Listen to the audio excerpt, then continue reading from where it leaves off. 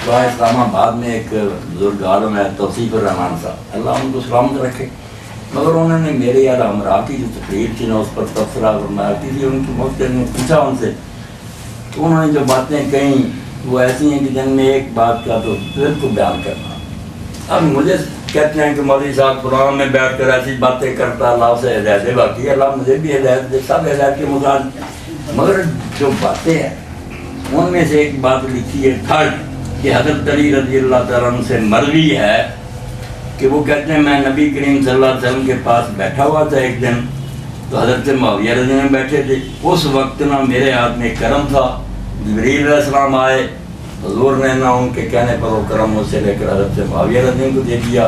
तो मैंने अपने दिल में कोई मलाल नहीं महसूस किया, क्योंकि मैं जानता था कि जो कुछ हुज़ूर ने किया वो अल्लाह के कहने पर किया, और ये बेहतर है। और आपने फरमाया भी कि मेरे और मुआविया के झगड़ों में दखल न देना। इस पर मैं कहूँगा कि मुझे जो नसीहत तौसीफ रहमान का कह रहे हैं, मेरी बातों में से एक बात भी अगर वो साबित कर लें, बाकी पर फिर तबसरे करें दुआ और सवाल, तो मैं बिल्कुल सर झुकाऊँगा। मगर अल्हम्दुलिल्लाह मुझे इत्मीनान है, मैं सारी दुनिया के उलमा को कहता हूँ कि चैलेंज करूँ मेरी रिवायत, अगर उसमें कोई कमज़ोरी है रावी, मगर ऐसी बेबुनियाद बात तबकातुल हनाबला में देखा हुआ मरवी है, बताएं अगर सनद ना देखी जाए तो गप्पे ही गप्पे। मैं तौसीफ रहमान साहब की तरह हो जाऊं तो मैं अपने यार सुन्नत की किताबों से निकाल कर दिखाऊंगा कि हुज़ूर ने फरमाया जब मुआविया को मेरे मिंबर पर खुतबा देखो तो इसको कत्ल कर दो, ये फिरौन है इस उम्मत का, मगर मैं तौबा कर दूँ, मैं हुज़ूर का नाम गलत क्यों इस्तेमाल करूँ? मुझे पता कि वही बेईमान लोगों ने गढ़ी, उनके चेलों ने भी जो गढ़ी हैं कलम वाली, ये भी बिल्कुल कोई शान मुआविया रज़ी के हुज़ूर ने नहीं बयान फरमाई। वो ठीक है, हुज़ूर के साथ से हुज़ूर के रिश्तेदार भी हैं, अल्लाह ताला उन्हें नाम दे, मैं कभी बददुआन, मैं यजीद के हक़ में नहीं कभी बुरा कहता, मगर गप्पे नहीं मारनी चाहिए। तो ये बात जो ना इसलिए मैंने कह दी रह गई, काम खराब हो, कोई ये रवायत नहीं, कोई कर्म हज़रत अली से लेकर हज़रत मुआविया को नहीं किया, ना हज़रत अली ने उनकी फजीलत बयान की। हदीस के जितने आलम ना मुल्ला अली कारी हैं, इमाम इब्न क़य्यिम है, इब्न जौज़ी है, जितनों ने किताबें लिखी है झूठी रिवायतें अलग की हैं मौज़ूआत, वहाँ साफ लिखा हुआ है लम यसिह फी फ़ज़्ल मुआविया का हदीस। खंगालने के बाद सारे उलमा ने कहा हज़रत मुआविया की शान में एक हदीस भी सही साबित नहीं है, बिल्कुल लिखा इमाम इब्न हजर ने और इमाम मुबारकपुरी में कि दुश्मन जो थे हज़रत अली के, उन्होंने घड़ कर ना हदीसें रिसाले बनाए कि हज़रत मुआविया को अली के बराबर करने की, अली यार अली को बहुत बेहतर है, अली के साथ पासन करने की झूठ बोला।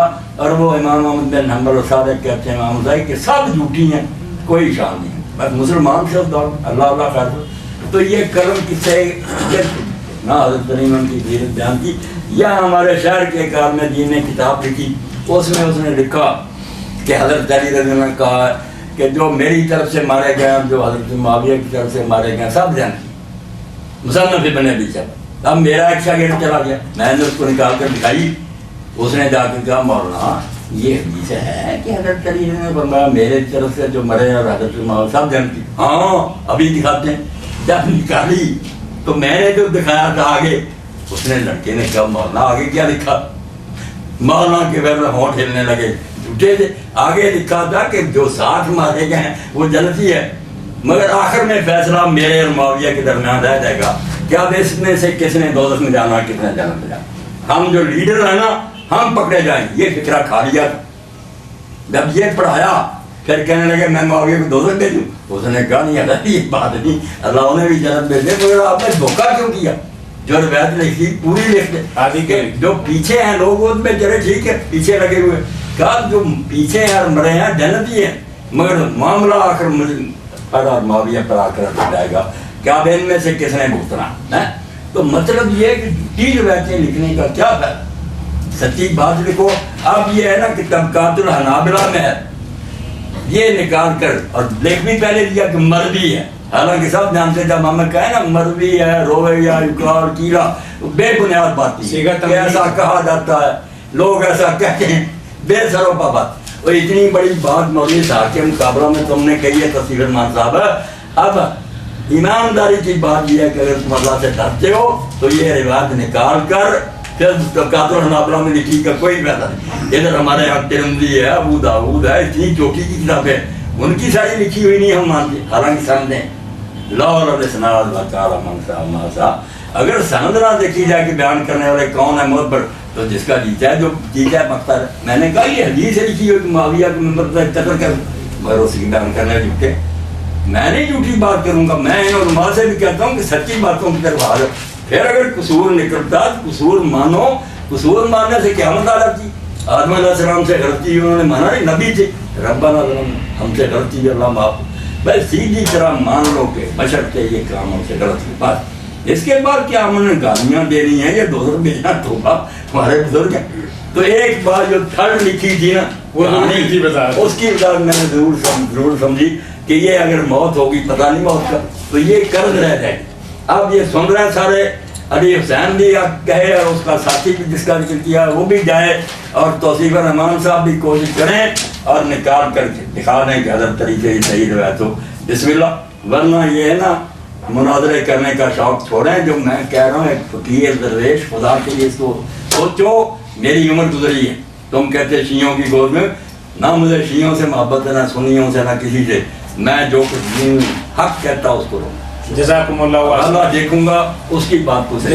اللہ ایک پڑھ دینا کہ جدوں کوفے والے لوگوں نے لکھیا وہ سمجھ لو نا جو کوئی برا نہیں. جڑا آکھے نا وہ خط لکھنا آئے تھی اس مرون دے منہ تے لعنت دے توک. تو سلیمان بن سرد خزائی صحابی نو کہہ رہا نام رہا بے ایمانہ وڈیا صحابہ دے عاشقاں تینوں یہ بھی نہیں پتا تو خط کیوں لکھیا سی. تو مسیب بن نجبہ نو کہہ رہا ایڈے وڈے ولی نو جڑا رسول اللہ دے زمانے دا وہ عسکریں دی طرح جہاد لڑن دیا. چوٹی کے لوگ سی. جناب آخیا حسین شکر ہے بے تو ہونی ساری گل من لی تو اٹھیا، سانو خوشی ہوئی بھی تو یہ بیعت کر، اسی تیرے باپ دے ساتھی ہیں تیرے ہیں. فالحمدللہ الذی قسم عدوک الجبار العنید الذی انتصر هذا الامہ فابتغى امرا وغصب فیہا وتعمرا رہا بغیر ذمنا ثم قتل خیارا واستبقى شرارا وجعل مال اللہ دولۃ بین جبابرا واغنی آیا. اے امیر معاویہ دے سارے دور تے تبصرہ کیتا. انہاں جتھا خط لکھیا نا صحابہ نے، انہاں کیا شکر ہے اللہ دا تواڈے مخالف دی اللہ نے کمر توڑی تے دنیا تو چلا گیا. وہ کون سی؟ جبار نہیں، ڈکٹیٹر، دین دا مخالف، جن نے اس امت سے تلوار دے زور نہ قبضہ کیتا. ایک دن امت نے انہوں ووٹ نہیں دیتا. علی نے جنگ لڑی، خون عثمان دا بہانہ بنا کے تخت پہ قبضہ کر لیا، چھین لیا امت دے کم. فابتغى امرها، امت دے تو سب کے کھو کے آپ مالک بن گیا. وغصب فیہا، اور بعد جا کے مال غنیمت جنہ سی خزانہ لٹ مچاتی. وتعمر علیہا بغیر ذمنا.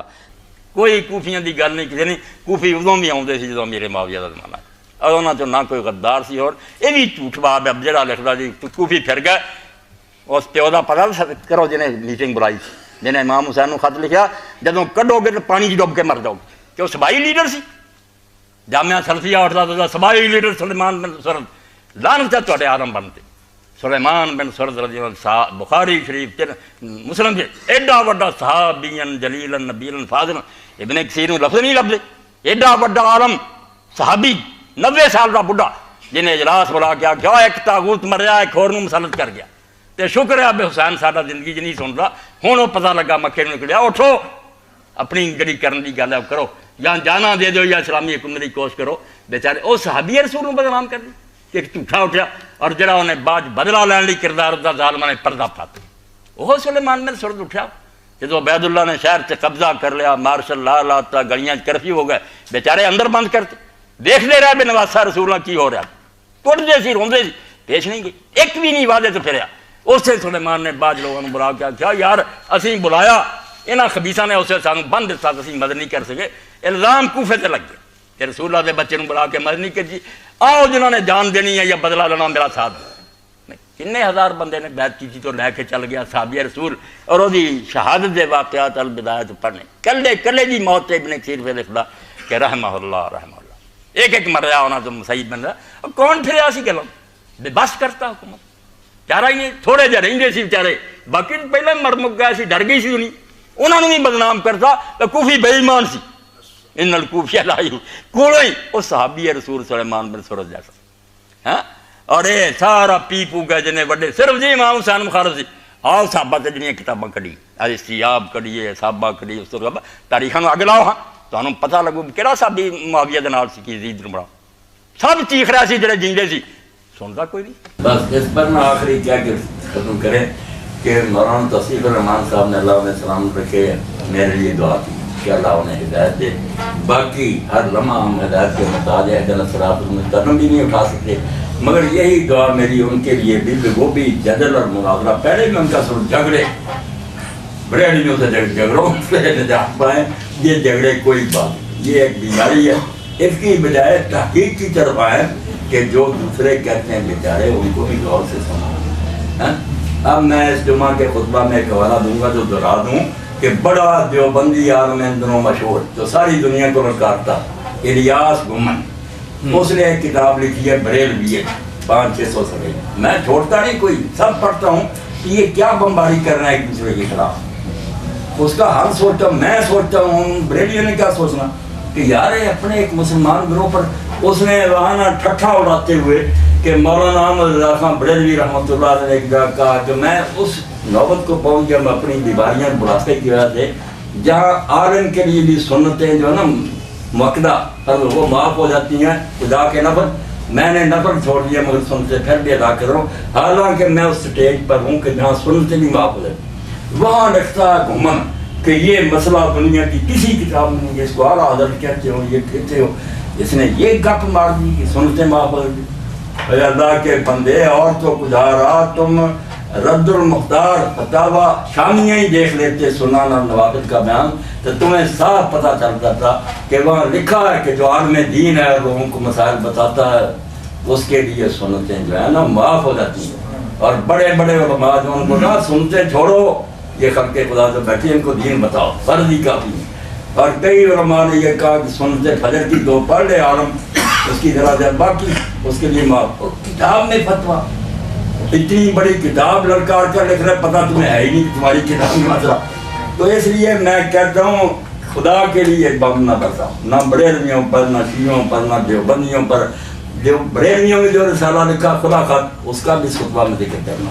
ایک جاہل کہتا ہے کہ سب کا نماز جنازہ درست ہے نماز پر، وہ جاہل میں ہی نام لیے گئے. ایک جاہل یہ کہتا، حالانکہ یہ ہے یہ ہے یہ سب ان روایتوں کا پوسٹ مارٹم کروں گا کہ مفتی صاحب نے کوئی جان ہے خدا کے لیے امت کو لڑانے سے بعد آؤ. یہ جو روایتیں تمہیں لکھ رہے ہو جھوٹی ہیں، جن میں سے ایک نمونے کے طور پر ریکارڈ وہاں ہی کرانی کہ ایک جنازہ آیا اور کوئی مثال ہی نہیں کہ نبی علیہ السلام کے سامنے ایک جنازہ آیا، آپ نے پڑھنے سے انکار کر لیا. لوگوں نے پوچھا حضور آپ سے سب کا جنازہ پڑھ لی؟ اس کے فرمایا یہ حضرت عثمان رضی سے بغض رکھتا تھا اس لیے میں اس کا جنازہ نہیں پڑھوں. اس سے بنیاد بنا دیتے ہیں کہ جو شیعہ ہیں وہ بغض رکھتے ہیں اس لیے ان کا جنازہ کوئی نہ پڑھے، جو پڑھے گا نکاح ٹوٹ. بھائی یہ جہاں لکھی ہے ترمذی میں، وہاں آگے تو لکھا ہوا کہ اس کا فلاں راوی جو ہے سارے علماء حدیث کے نزدیک کو ضعیف. ظلم کرتے اتنی چوری کہ جس کتاب سے نقل کر رہے اس کے آگے لکھا ہو کہ کس ساری کی. تو یہ باتیں جمعہ کے خطبہ میں انشاءاللہ بیان کروں گا تاکہ پتہ چلے جو بندی ہو، بریلوی ہو، شیعہ ہو، اہل حدیث ہو، سارے مولوی جھوٹ پر ہو گئے، جھوٹ سے کام چلاتے ہیں. جن کتابوں کا حوالہ دیتے ہیں وہاں بات کچھ اور ہے، دکان چمکانے کے لیے. اللہ سے نظارہ ہو جائے، ورنہ اگر یہ اللہ سے ڈر جائے نا اور گروہ بندی تو اگلے دن ہی صلح ہوگی، اکٹھے نماز پڑھیں گے، محبت کریں گے. کیا ہے باتیں مسلمانوں میں اگر اختلاف ہوگا قیامت ہے. دنیا کی سب امتوں میں اختلاف ہے، عیسائیوں میں، یہودیوں میں گروہ ہیں، اور آپ نے ویسے کرتے ہیں. یہ علم کوئی بڑھنے کا نہیں ہے، آگے بڑھے تحقیق ایک دوسرے کا سر پھوڑنے کی بات ہے کہ مار دو اور گزر دو. تو 2 مثالیں دی دی کہ گمن نے جو کہا کہ سنتے حرم نہیں چھوڑ سکتا، یہ اندردار جھوٹ ہوتا. اب گمن صاحب یہاں آئیں گے نا دیوبندی تو میں ساتھیوں سے مجھے یار اس کے پاس لے جاؤ، کتاب دکھاؤں کہ اس سے بڑی تمہاری ہنسیوں کی کوئی کتاب ہے.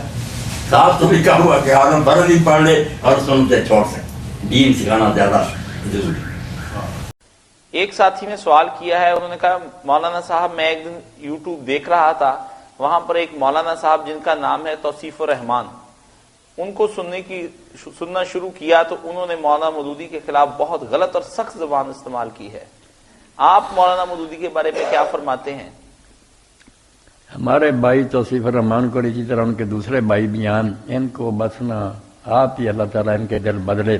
ان کا کام سوائے اس کے دوسروں کو برا کہنے کے کوئی نہیں. ایسا کام غلط شروع کیا، کیا فائدہ، شیعہ یہ ہے، مودودی یہ فلانا، ہر وقت. اور یزید کے ہم اس کی صفائی دیتے ہیں کہ وہ بڑا ولی تھا، نیک تھا. اب مودودی سے ایسا آدمی جس نے ایسا کام کیا، یقین جانے بعض چیزوں سے اختلاف الگ بات ہے، ہم صحابہ کرام سے اختلاف کرتے ہیں کہ ان کا یہ مسئلہ نہیں ٹھیک، مگر اس زمانے میں جو دین کی خدمت اللہ نے اس بندے سے لی ہے، کسی سے نہیں۔ آج آپ ہی کوئی بچہ پوچھ رہا تھا کہ بچوں کو کیا پڑھائے، میں نے کہا رسالہ دین یادی پڑھا دو۔ اگر بنیادی باتیں دین کی سمجھنی ہے کہ دین کیا، اللہ کیا، رسول کیا، قیامت کیا، تو دین کے بارے میں رسالہ دین یاد، چھوٹی کتاب مگر ہزاروں کتابوں پر باری۔ تو نیک کام جو کرے اس کی تعریف کرنی چاہیے، کچھ آ کے ٹانگ کھینچے اس کو برا کہیں، مگر یہ ہمارا سامنے آئی ہے کہ جب سے اسلام شروع ہوا نا، نیک بندے کی قدر نہیں کی ان مسلمانوں نے، مرنے کے بعد قبر اس کی پوچھتے ہیں، زندگی میں اس کو یہی ہے کہ یہ کافر ہے، یہ فلاں فلاں۔ مولانا مودودی بہت اللہ کے نیک بندے تھے، اللہ تعالیٰ رحمت فرمائے۔